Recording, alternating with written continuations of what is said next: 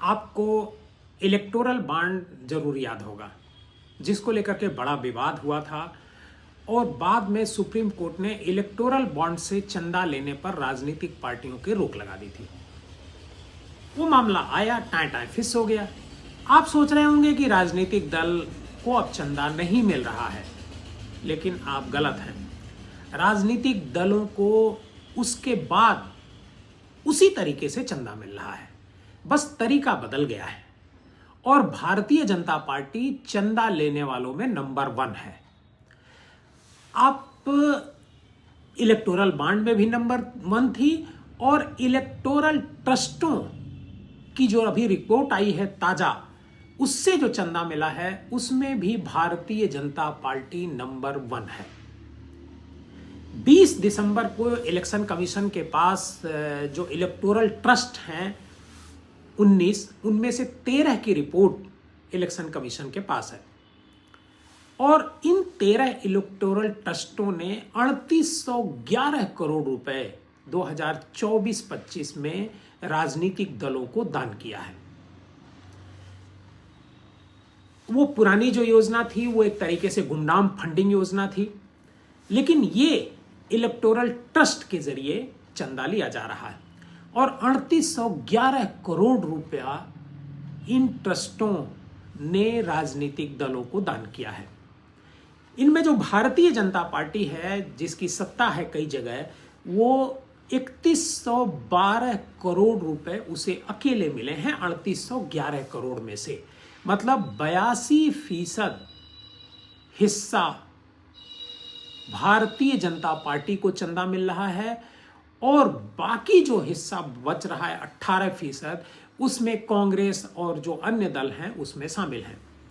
ECI की जो एक कंट्रीब्यूशन रिपोर्ट है उसके अनुसार कांग्रेस को कुल दान का 8% हिस्सा मिला है, यानी 299 करोड़ रुपए एक साल में। बाकी जो दल हैं वो करीब 10% हिस्से में सभी शामिल हैं, 400 करोड़ रुपए उनमें से मिला है। और जो 20 दिसंबर तक का जो डेटा है उस पर अगर हम एक एक करके नजर दौड़ाते हैं तो 9 ट्रस्टों ने 3811 करोड़ रुपए के योगदान के मतलब ये घोषणा करी है और 1218 करोड़ रुपए के मुकाबले 2023-24 में 1218 करोड़ रुपए था, ये 200 गुना ज्यादा है, 200% ज्यादा है। इन 4 ट्रस्टों, जो 4 ट्रस्ट हैं, इसमें जनहित, परिवर्तन, जय हिंद और जय भारत ने इस वर्ष कोई योगदान नहीं देने की घोषणा की है। जो इलेक्टोरल ट्रस्ट है, प्रूडेंट इलेक्टोरल ट्रस्ट, ये बड़ा ट्रस्ट बनकर के उभरा है जो सबसे ज्यादा चंदा इसने भारतीय जनता पार्टी को दिया है। इसने 2180.07 करोड़ रुपए भारतीय जनता पार्टी को दिया है। जो ये ट्रस्ट है इसको बहुत सारी कंपनियां चंदा देती हैं, ये जितने भी इलेक्टोरल ट्रस्ट हैं उनको चंदा देती हैं और ये जो ट्रस्ट होते हैं ये पार्टियों को चंदा देते हैं जैसा उन्हें सुझाव दिया जाता है उन कंपनियों की तरफ से, डोनर्स की तरफ से। तो इनको प्रूडेंट इलेक्टोरल ट्रस्ट को, जो बीजेपी को सबसे ज्यादा चंदा दिया है जिसने, उसको Jindal steel and power, Megha engineering, Bharti Airtel, Aurobindo pharma और टोरेंट फार्मास्यूटिकल जैसी कंपनियों से फंड मिला है। प्रूडेंट ने कांग्रेस, टीएमसी और आप को भी चंदा दिया है, टीडीपी को भी दिया है, लेकिन इसके कुल 2668 करोड़ रुपए के फंड का 82% हिस्सा भारतीय जनता पार्टी को अकेले गया है। और प्रोग्रेसिव इलेक्टोरल ट्रस्ट एक दूसरा ट्रस्ट है जिसने 917 करोड़ रुपए जुटाए इसी दौरान, और इनमें से इस राशि का भी 80% हिस्सा उसने भी भारतीय जनता पार्टी को दान दिया। इस ट्रस्ट में टाटा समूह की कंपनियां जैसे Tata sons, TCS, Tata steel, Tata motor, Tata power, मतलब एक तरीके से ये कहेंगे कि 914.97 करोड़ रुपया का जो चंदा है ये टाटा ट्रस्ट ने दिया है। मुंबई का एक ट्रस्ट, एक कंपनी है केईसी इंटरनेशनल, जन प्रगति इलेक्टोरल ट्रस्ट को दान देने वाली एकमात्र कंपनी है जिसने उसको दान दिया है। 1.02 करोड़ रुपए में से 1 करोड़ रुपए शिवसेना को दान दिया गया है। इसी तरीके से हार्मनी इलेक्टोरल ट्रस्ट को 35.65 करोड़ रुपया मिला है, जिसमें से उसने 30 करोड़ रुपए बीजेपी को दे दिए। इसमें भारत फोर्ज 22 करोड़ और कल्याणी स्टील जैसी कंपनियों का मुख्य योगदान रहा है। ये जो 35.65 करोड़ रुपए का चंदा आया है। न्यू डेमोक्रेटिक इलेक्टोरल ट्रस्ट है, इसने महिंद्रा समूह की कंपनियों से ये बना हुआ है। इसने 160 करोड़ रुपए प्राप्त किया चंदे का, और इसमें से 150 करोड़ रुपए, मतलब 160 में से 150 करोड़ रुपए सीधे भारतीय जनता पार्टी को दे दिया, और ट्रायम्फ इलेक्टोरल ट्रस्ट को 25 करोड़ रुपए मिलते हैं, जिसमें से 21 करोड़ रुपए वो भारतीय जनता पार्टी को देती है। इसमें सीजी पावर का बहुत बड़ा योगदान रहता है।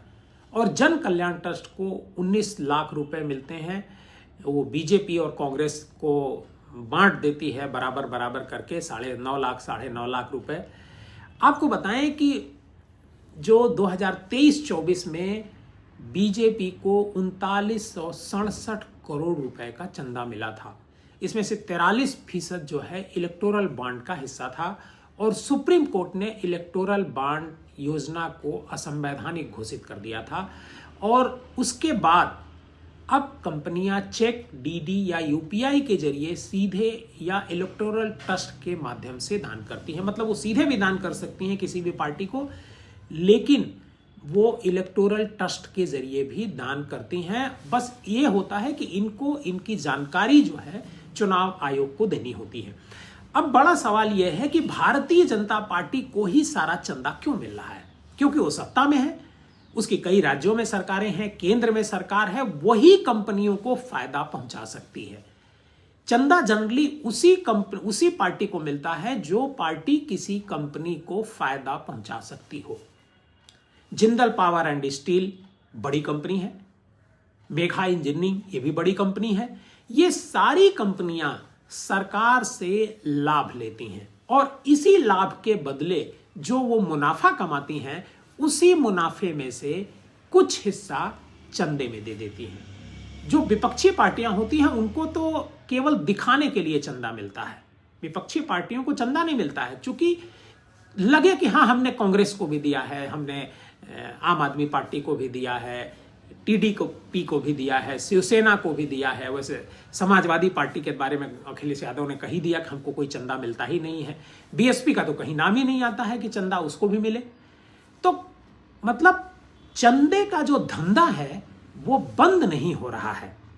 लोगों को लग रहा होगा कि चंदे का धंधा बंद हो गया है, लेकिन चंदे का धंधा अभी भी जारी है, उसी तरीके से जैसे इलेक्टोरल बॉन्ड में चल रहा था।